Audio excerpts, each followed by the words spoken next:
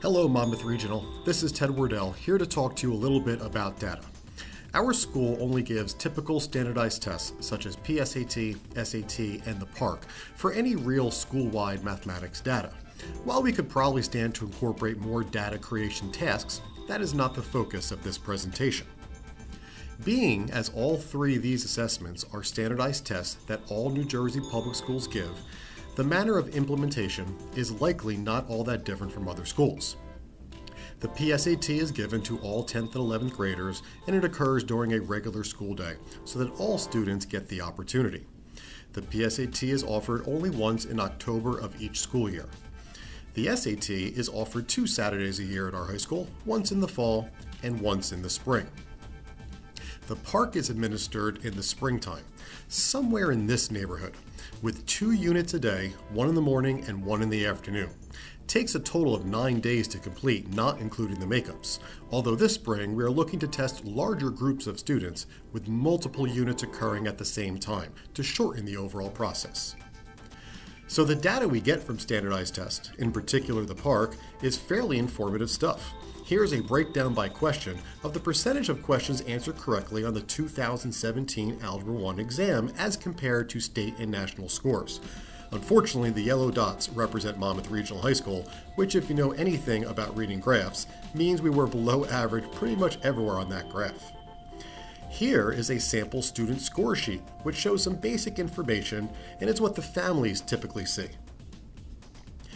Next, you have a graph showing student performance by content classification and the modeling and reasoning standards, which can also be pretty useful.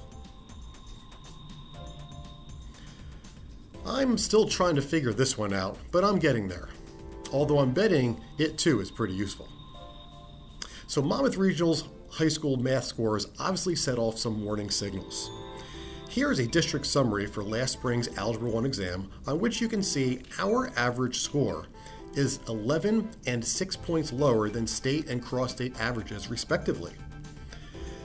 And not surprisingly, by score category, we were too low in the categories in which you want to be high, and too high in the categories in which you want to be low. Here is the district summary for geometry, where we will find pretty much the same.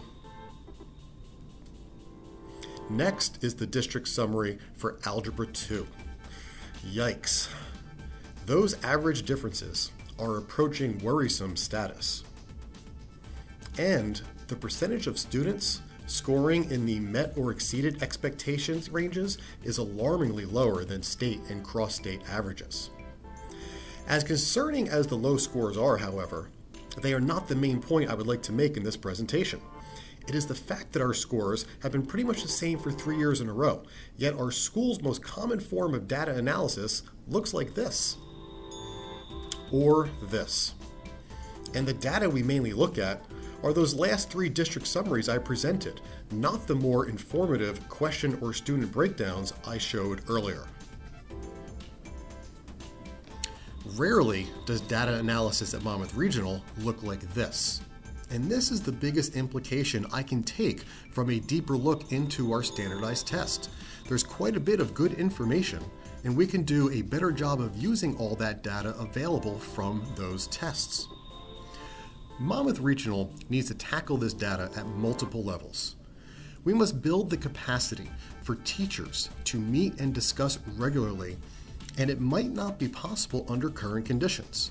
Do we dare innovate with ideas such as building a master schedule that provides all teachers of a common PLC free time concurrently? Or building regular half days into the school calendar that allow for more time for teachers to work collaboratively? Or maybe we need to consider creating stipend positions of data analyst to get the ball rolling. Administrators could be more proactive about retrieving and supplying all relevant data to all stakeholders, as well as including real data analysis as a routine part of our own administrative tasks.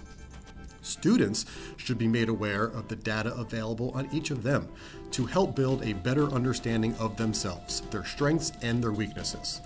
Monmouth Regional High School needs to dive much deeper into the data and bring that data to all levels. Good data analysis can provide educators with a more complete picture of the students, the school, and the community. My hope moving forward is that Monmouth Regional will accelerate its transition into the 21st century, and an improvement in our use of data will be a very good first step.